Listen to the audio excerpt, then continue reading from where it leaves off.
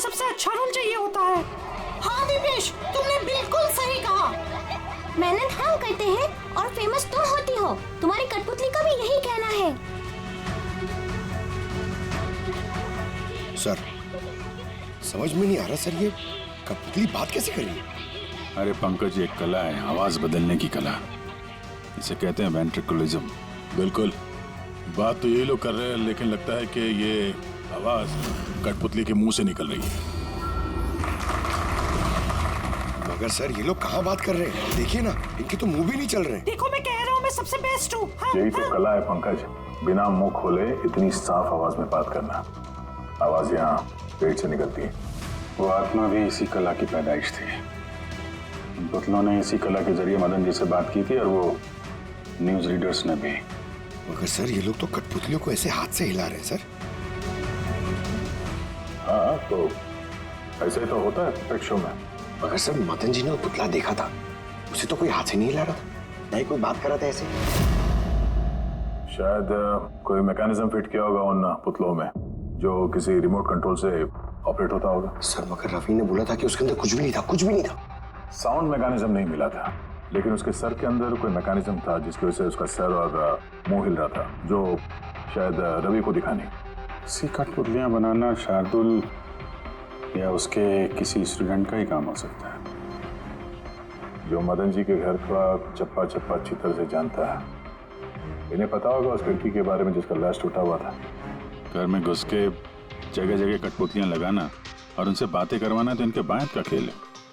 मगर sir morgue से इन लोगों ने कॉल कैसे किया?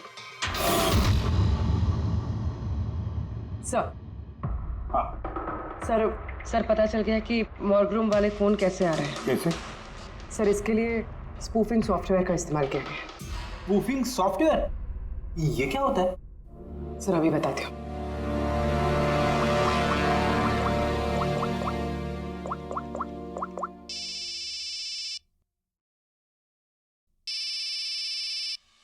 अरे यार, मेरी वाइफ को भी अभी फोन करना था। हाँ?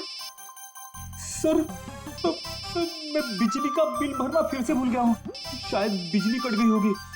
डांटने के लिए मुझे फोन किया होगा। फोन उठाऊं क्या? ले लो, जाओ जल्दी बात करो। हेलो, हाँ मैं घर आने से पहले बिजली का बिल भर दूंगा। क्या फ्रेडी सर, इस बार बिजली कट ही जाएगी। अरे पूर्वी, तुमने फोन किया? मगर ये तो मेरी वाइफ का फोन नंबर है। पूर्वी, ये कैसे किया? सर ये तो स्पूफिंग सॉफ्टवेयर का कमाल है। फोन कहीं से भी करो, नंबर वही दिखाओ जो आप चाहते हो। पूर्वी, ये सॉफ्टवेयर तुम्हें मिला कहाँ से? सर साइबर यूनिट से लिया है। सर इसकी मदद से सिर्फ नंबर ही नहीं बल्कि इंसान अपनी लोकेशन भी गलत बता सकता है। अरे बाप रे सर, ये तो बड़ा खतरनाक सॉफ्टवेयर है। हाँ, खूनी ने मॉर्ग का नंबर इसलिए चुना ताकि हमें लगे कि ये सारा चक्कर शार्दुल की आत्मा का है, शार्दुल की आत्मा का।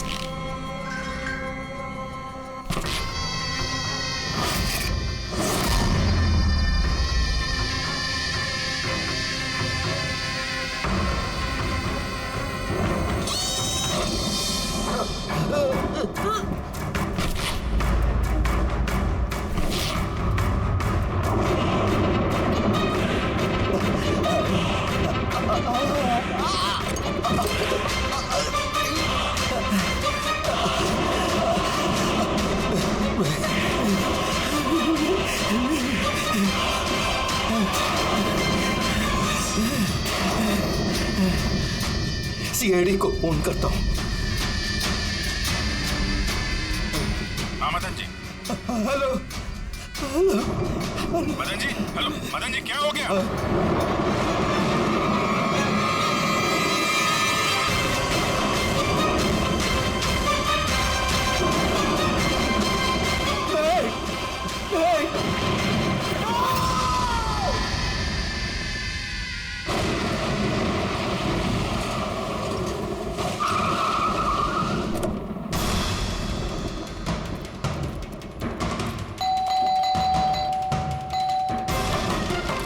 मदन जी,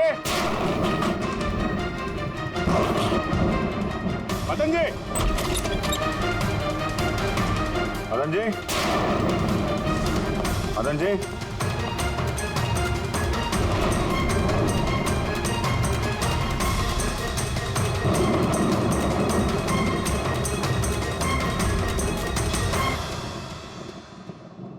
दे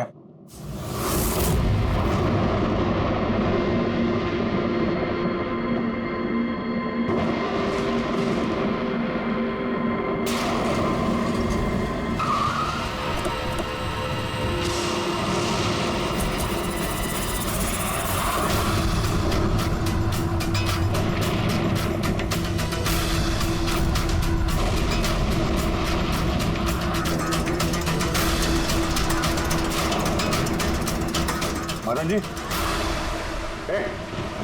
कौन है? कौन है? कौन है?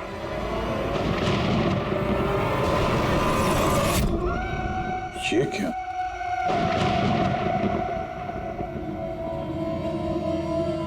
पुतला?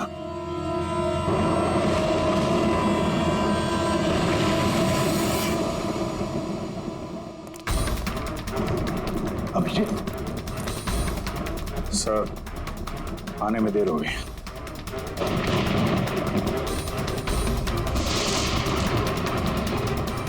My God.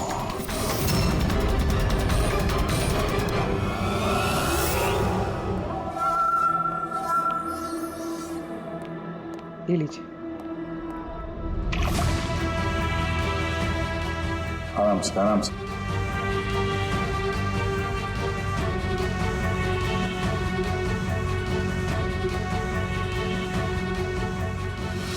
मदन जी, आप ठीक तो है ना? क्यों? क्या हुआ आपको? कोई है? हाँ? मेरी जान लेना चाहता है। कौन? हर वक्त मेरे आसपास ही रहते हैं, मुझे कभी अकेला नहीं छोड़ते। शायद इस वक्त भी मुझे देख रहे, सुन रहे। देखिए मदन जी, घबराइए मत, आपको कुछ नहीं होगा, हम लोग हैं ना। मदन जी, आप किसकी बात कर रहे हैं? कौन कौन आपके पीछे पड़ा हुआ है? पुतले, कठपुतली है। कठपुतली है? हाँ, नहीं मतलब वो टाइप की नहीं, मतलब जो बेजान हो, किसी के इशारे पे नाचे। ये कठपुतलियाँ बातें करती, मदन जी, बोलती है, खुद चलती फिरती।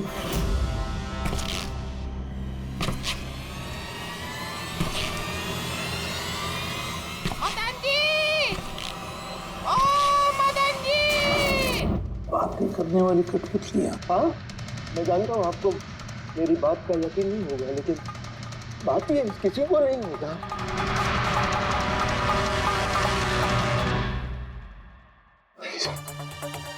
आपने से कठपुतलियों के बारे में सुना है? नहीं। जानते हैं कुछ दिन पहले मेरे साथ क्या हुआ था? उस दिन मेरा बर्थडे था, घर की बेल बजी, मुझे लगा मेरे दोस्त मुझे मिलने आए हैं।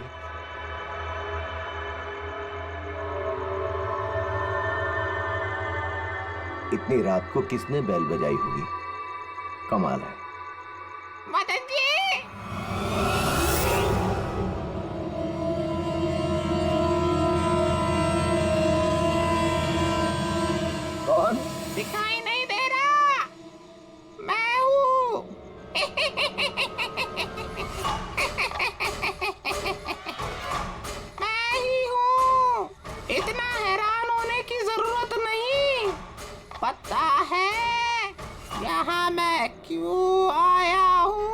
क्यों? तुम्हारी जान लेने। क्या? हाँ, तुझे जान से मारने। रवि, कविता, जल्दी यहाँ आओ। क्या हुआ भाई साहब? ये पुतला, ये इसने मुझे कहा कि ये मेरी जान ले लेगा। क्या? हाँ भाई साहब ये बेजान पुतला है। हाँ वही तो ये आपकी जान कैसे लेगा? भाई साहब, आप हमारे साथ मजाक कर रहे हैं क्या? हाँ? नहीं, कैसी बात कर रहे हो तुम रवि? है मैं ऐसा बेहुदा मजाक क्यों करूंगा तुम लोग, और वो भी आज के दिन? अरे मैंने खुद सुना, इसने मुझे कहा कि वो जान ले लेगा। एक मिनट, मैं देखता हूँ। संभाल ला रवि, ये शांत।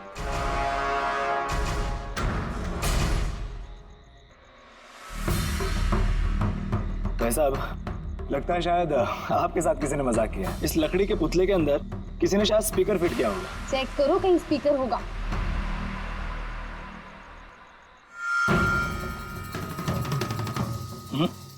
नहीं, इसमें तो कुछ भी नहीं है। अब कहाँ है वो पुतला? कैसे होगा?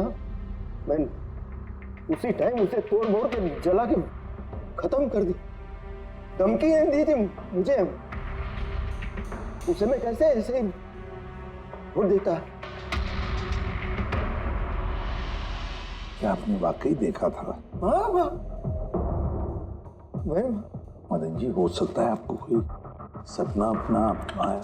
वही अकेला देखा मैं, और एक बार नहीं, ऐसा मेरे साथ थोड़े दिन बाद भी। मुझे लगता है कि मदन जी को मारने का सबसे अच्छा तरीका ये है कि उनके सीने में चाकू घोंप दिया जाए। उससे तो पूरा फर्श खून से गंदा हो जाएगा। सबसे बेस्ट तरीका है मदन जी को जहर दिया जाए। एक काम करते हैं, क्यों ना उनका गला ही दबा दिया जाए? तो आप ही बता दीजिए मदन जी, आप कैसे मरना पसंद करेंगे?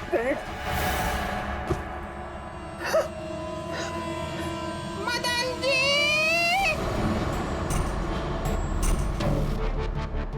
कहाँ चले?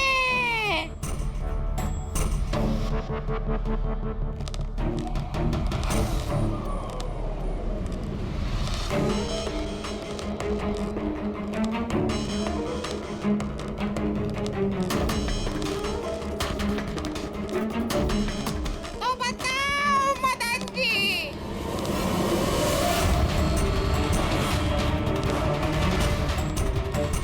कौन से तरीके से मरना चाहोगे? बोलो मदन जी, बोलो।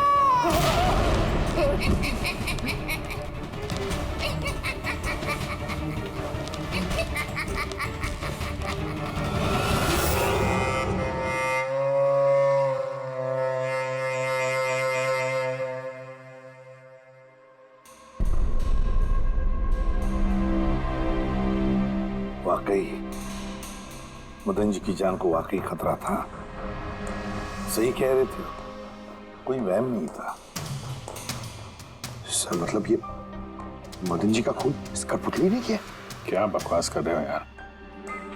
कठपुतली खून थोड़ी ना कर सकती है। तो फिर खून किसने किया होगा? उसी ने फ्रेडी, उसी ने जो कठपुतली का खेल खेलना जानता है। तो जब हम लोग यहाँ पर आए तब कठपुतली के हाथ में ये चाकू था। सारे सबूत तो इसी की तरफ इशारा कर रहे हैं। खून इसी ने किया है। भैया, भैया, प्लीज प्लीज, ये भैया को। सर, इस पुतले ने खुद नहीं किया। एक मिनट, आप लोग कौन हैं? सर, मैं कविता हूँ, इनकी पत्नी, और ये मदन भैया हैं, इनके बड़े भाई, ये रवि हैं। तो आप लोग अब तक क्या कर रहे थे? कहाँ थे आप? सर, आज हमारी मैरिज एनिवर्सरी है, इसलिए हम बाहर डिनर के लिए गए थे। हमने मदन भैया को भी कहा था साथ में आने के लिए, लेकिन उन्होंने मना कर दिया। और ये सब आप कह रही थी कि मदन जी का खून इस पुतले ने नहीं किया? हाँ सर, इस पुतले ने खून नहीं किया। आप जानती है खूनी को? मुझे पूरा यकीन है इनका खून शार्दुल ने किया है। वो इनसे बदला लेना चाहता था। ये शार्दुल है कौन? किस बात का बदला लेना चाहता था? शार्दुल एक पेंटाकोलिस्ट और वॉइस ओवर आर्टिस्ट था। मदन भैया और रवि के बड़े भैया अंकुश भैया के बचपन का दोस्त। अंकुश भैया को शार्दुल से बचपन से ही बहुत लगाव था। जब उन्होंने देखा कि शार्दुल जिंदगी में कितनी ठोकरें खा रहा है तो 5 साल पहले उन्होंने अपना घर शार्दुल को दे दिया ताकि वो वहां से अपना थिएटर ग्रुप चला सके। हालांकि वो लोग कभी अंकुश भैया को किराए के पैसे नहीं दे पाए, मगर अंकुश भैया को इस बात से कभी कोई तकलीफ नहीं हुई क्योंकि वो जानते थे कि इस कला में इतने पैसे नहीं हैं। शार्दुल और उनके स्टूडेंट्स अंकुश भैया के घर से ही अपनी पेंटाकोलिस की प्रैक्टिस किया करते थे। कठपुतलियों से बातें करवाने की इस कला का घंटों बैठकर रियाज किया करते थे। तो एक चीज तुम लोग अच्छे से समझ जाओ, वेंट्रिलोक्विज्म की कला आसान नहीं है, लेकिन ये इतना भी मुश्किल नहीं है। इस कला को करने की तकनीक इसके नाम में छिपी है। वेंट्रिलोक्विज्म एक लैटिन शब्द है जिसमें वेंटर का मतलब पेट और लोक्वी मतलब बोलना, और वेंट्रिलोक्विज्म मतलब पेट से बोलना। जैसे हेलो गौरव, कैसे हो तुम? फिर एक दिन अंकुश भैया गुजर गए और सब कुछ बदल गया।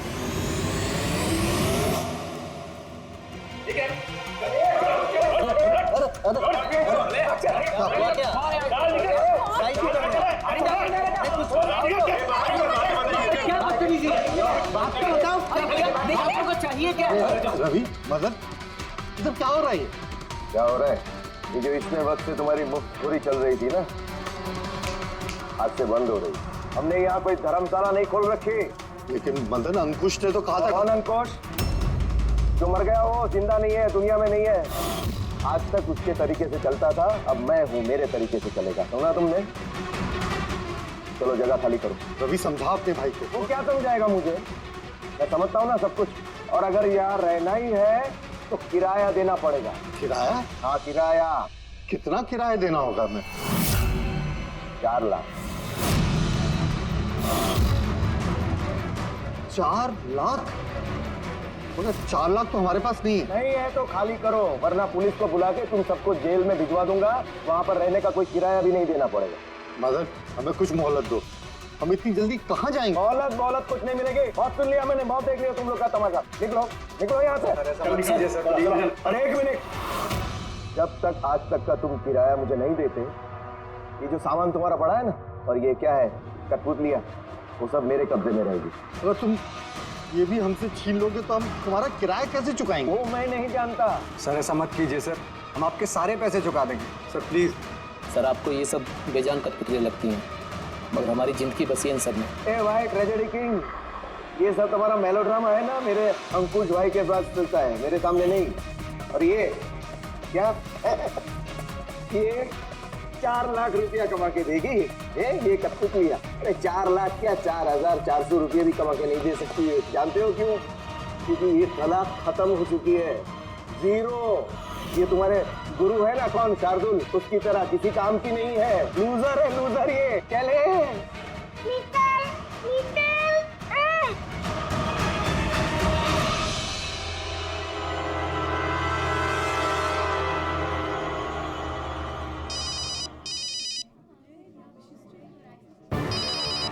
ये वीना। कौन है भैया? और कौन? शार्दुल। बार बार मुझे इस तरह फोन करके धमकियां देता है। मैं देखता हूँ। हेलो, आ रहा हूँ तुझे मारने। अब तेरी जिंदगी कुछ ही दिन की मेहमान है। हेलो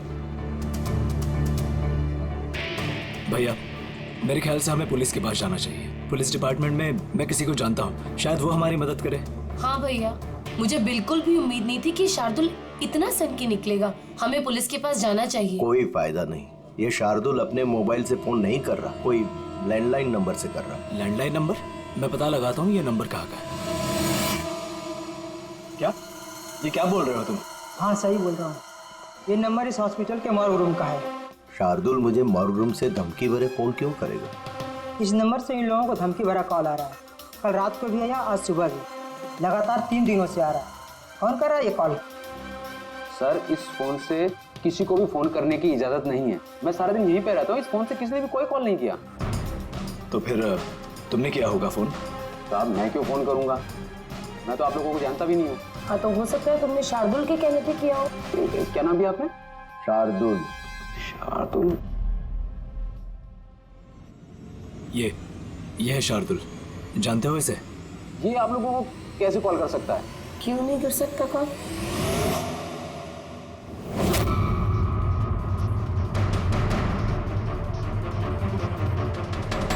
ये कैसे हो गया? शार्दुल 3 दिन पहले इनकी मौत हो चुकी है, तो फिर ये फोन कैसे कर सकते हैं? पर इनकी मौत हुई कैसे? इन्होंने शराब पी रखी थी, एक कार इनको उड़ा के चली गई, मौके पे इनकी मौत हो गई। अगर ये यहाँ मरा पड़ा है तो मुझे धमकी भरे फोन कौन करता था?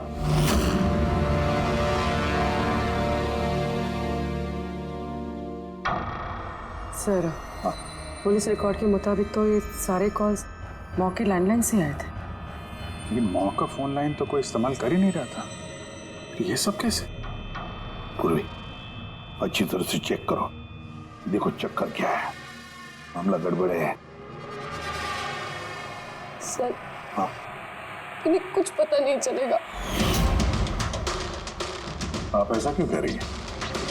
क्योंकि सीआईडी जिंदा इंसानों को पकड़ सकती है, आत्माओं को नहीं।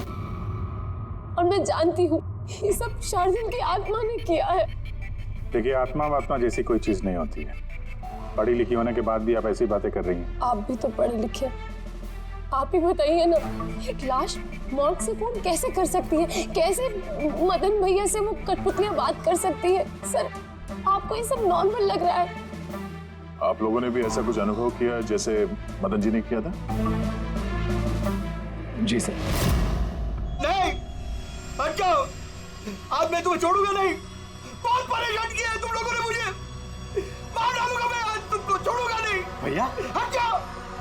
नहीं भैया क्या हुआ? क्या बता रहा? अरे लेकिन ये क्या कर रहे हैं भैया? भैया कठपुतलियां आए हैं, दूर रहना। कठपुतलियां? हाँ मारने आई है मुझे, मैंने कहा था ना। भैया एक बात तो सुनिए। क्या कर रहे हैं आप? रवि ये आवाज ऊपर से आ रही है। हाँ लेकिन ऊपर तो कुछ भी नहीं है, बस स्टोर रूम है और एक बंद पड़ा हुआ कमरा है। Store room? हाँ उसी स्टोर रूम में तो मैंने सारी कठपुतलियां बड़े से बक्से में ताला लगा के बंद करके रखी है। कठपुतलियां? क्या वो सारी बाहर आ गई? कैसे? क्या?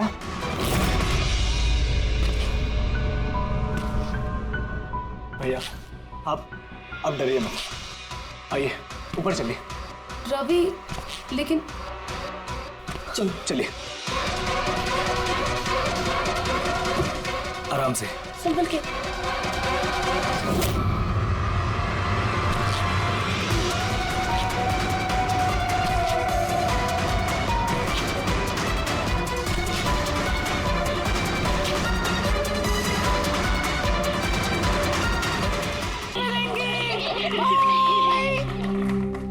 संभाल के बच्चा, संभाल के। Bye bye bye bye. जी कहिए, क्या मैं आपकी मदद कर सकता हूँ? जी हाँ, आप लोग मदद नहीं करेंगे तो और कौन करेगा? दरअसल हम ये जानना चाहते हैं कि मदन जी को डराने का प्लान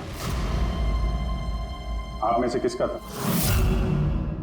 हम लोग कुछ समझे नहीं। अच्छा, तुम लोग भी नहीं समझे?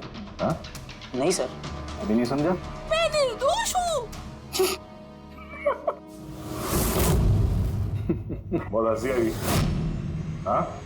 एक आदमी की जान चली गई, तुम सबको बहुत हंसी आ रही है। जान? किसकी जान? मदन जी की। खून हुआ है उनका सीआईडी से हम लोग। सीआईडी? जी हाँ सीआईडी, और हमारे शक के दायरे में हो तुम सब।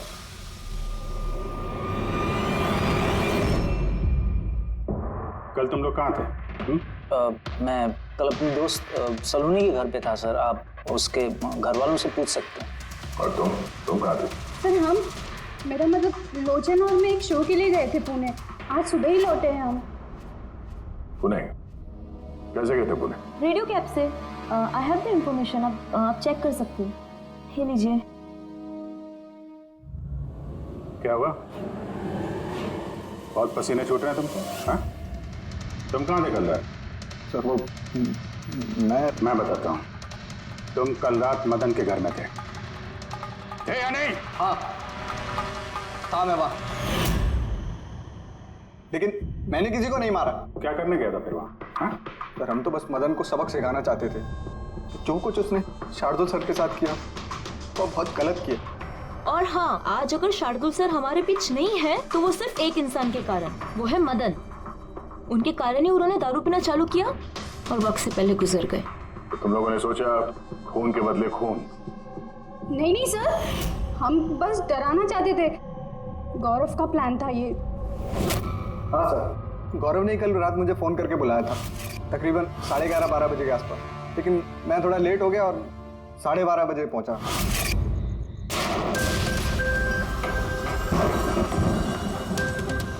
आज तो वैसे ही बहुत लेट हो गया, मार ही डालेगा गौरव मुझे। चला गया शायद अंदर, इससे इशारा कैसे करूं?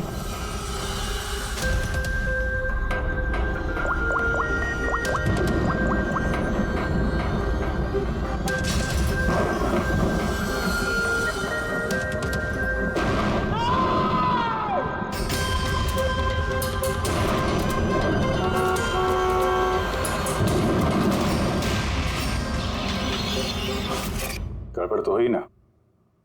मदन जी का खून हुआ रात में। सर मेरा इस खून से कोई लेना देना नहीं है। और गौरव का? सर ये तो गौरव ही बता सकता है ना। ठीक है, बुलाओ गौरव को। कहाँ है वो? गौरव तो फिलहाल गोवा में। गोवा? गोवा किस लिए? सर ये पता नहीं। उसको बचाने की कोशिश मत करना, वरना खुद फंस जाओगे, समझे? नहीं सर, ऐसी बात नहीं है। कल रात को जब मैंने उसे फोन किया तो उसका फोन बंद आ रहा था। आज सुबह उसका मैसेज आया मेरे पास। मैसेज? सर कल रात कुछ ऐसा हुआ जो नहीं होना चाहिए था। मैं गोवा पहुंच गया हूँ कुछ दिन छुपने के लिए। लेकिन ये गोवा पहुंचा कब और कैसे? जब हम लोग क्राइम सीन पे पहुंचे तो वो वहां पे था नहीं। हाँ, अगर हम मान भी ले कि जब हम लोग वहां पर पहुंचे उससे ठीक पहले वो वहां से निकला था, तो वो गोवा कैसे पहुंच सकता है? खून हुआ रात के 1 बजे, उसके बाद हम लोग वहां पहुंचे और रात को कोई फ्लाइट तो है नहीं गोवा जाने वाली। सर अगर फ्लाइट से नहीं और बस से या फिर गाड़ी से गया हो तो? नहीं पंकज, ड्राइव करके गोवा पहुंचने में कम से कम 12 घंटे लगते हैं और ये मैसेज आया है सुबह 9 बजे। मतलब गोवा पहुंचने से पहले ही उसने मैसेज कर दिया कि वो गोवा पहुंच चुका है। पंकज जरा पता करो गौरव के मोबाइल की लास्ट लोकेशन क्या थी। नंबर देना गौरव का। ओके जी, थैंक यू। सर गौरव का आखिरी लोकेशन मदन जी का बंगलो ही था और कल रात 11:30 बजे उसका फोन बंद हुआ है। 11:30? Hello, thank you sir. Gaurav Kumar नाम का कोई भी आदमी गोवा के किसी भी फ्लाइट में नहीं था, ना आज सुबह ना कल रात को। और तो और सर ये किसी भी एयरपोर्ट के सीसीटीवी फुटेज में भी दिखाई नहीं दिया। मतलब अपना शक सही निकला, गौरव यही है उसने या फिर किसी और ने उसके फोन से ये मैसेज भेजा है कि वो गोवा गया है। लेकिन सर कोई ऐसा करेगा क्यों? वो तो अभी पता नहीं है फ्रेडी, लेकिन एक बात समझ में नहीं आ रही। गौरव जी को मदन जी को मारना था तो वो कभी भी मार सकता था। ये डराने का ड्रामा क्यों? ये चारों लोग मिलकर ये जो कठपुतली का गेम खेल रहे थे, और तो और जब उसने मदन जी को मारा तो इसके बारे में अपने दोस्तों को बताया भी नहीं। यहाँ पे कुछ पेच है। इसका एक ही मतलब है बॉस, या तो गौरव को हड़बड़ी में मदन जी को मारना पड़ा जब वो पकड़ा गया, या फिर खूनी गौरव नहीं कोई और ही है। सर अगर खूनी कोई और है तो फिर ये गौरव कहाँ है? हो सकता है खूनी ने गौरव को मार के उसे गायब कर दिया और हमारे सामने ऐसे सबूत डाल दिए जिससे हमें ये लगे कि वो हमसे छुप रहा है, गोवा में है। ये लॉक टूटा हुआ है। इसी खिड़की से गौरव और उसके साथी अंदर आते थे मदन जी को डराने के लिए। अगर ये गौरव कल रात यहाँ पे आया था और उसके बाद से गायब है तो हो सकता है उसके साथ जो कुछ भी हुआ यही हुआ। अगर यहाँ उसके साथ कुछ हुआ है तो कुछ ना कुछ ट्रेसेस तो मिलने चाहिए। लुमिनल टेस्ट करके देखते हैं। पूर्वी सर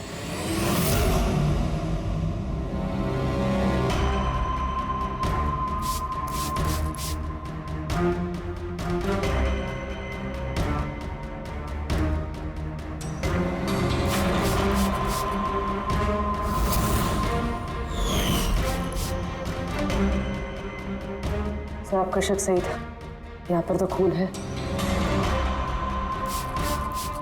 तो इस दरवाजे से जैसे ही बाहर निकला होगा किसी ने हमला किया उस पे। सर इस तरफ तो कोई निशान नहीं है। इस तरफ देखो।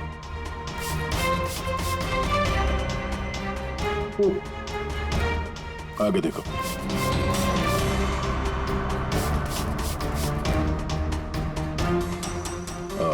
मतलब हमला करने के बाद गौरव को घसीट के यहाँ स्टोर रूम तक लाया गया।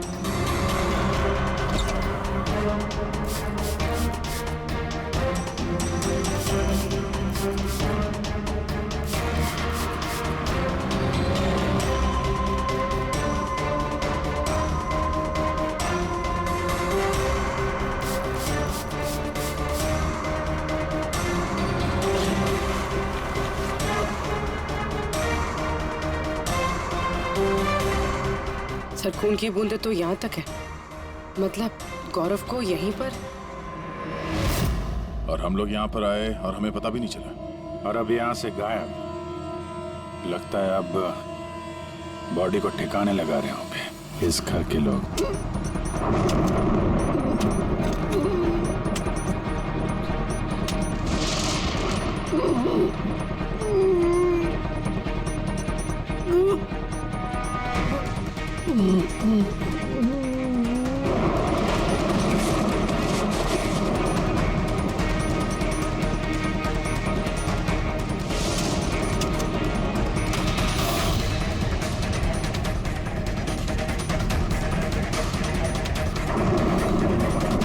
सीआईडी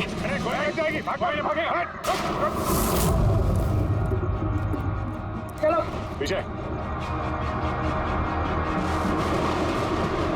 सर जिंदा है। ले जाओ जल्दी हॉस्पिटल। जिंदा दफनाना चाहते थे सर। हाँ लेकिन आपको कैसे पता चला कि हम लोग यहाँ पर हैं? आजकल मोबाइल के जरिए भी मुजरिमों को पकड़ लेते हैं हम लोग।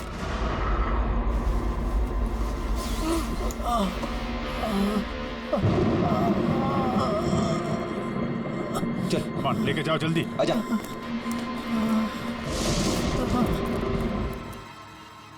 उस खुदगर्ज और लालची इंसान का मर जाना ही ठीक था। अंकुश भैया की मौत के बाद मदन भैया अकेले ही सारी प्रॉपर्टी हड़प जाना चाहते थे। हमें क्या मिलता? ठेंगा। हमने ये प्लान तब बनाया जब घर में वो कठपुतलियों वाले हादसे होना शुरू हुए। हम जानते थे सर कि कोई आत्मा वात्मा का चक्कर नहीं है, इसीलिए हम एक रात जागे ताकि इस कठपुतली के राज से पर्दाफाश कर सके। और फिर तुम लोगों ने गौरव को पकड़ लिया। हाँ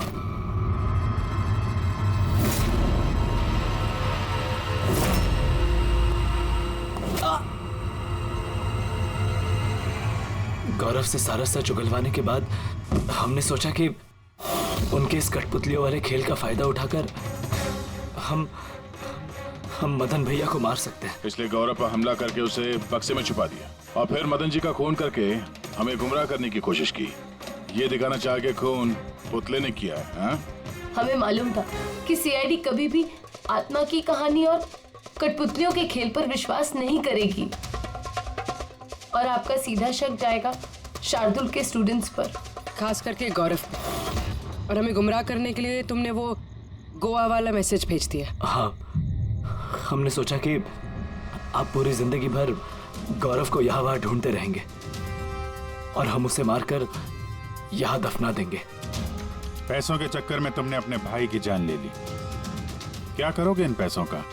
अब ये पैसे ना तो तुम्हें जेल की सलाखों के पीछे जाने से बचा सकते हैं और ना शायद फांसी के फंदे से।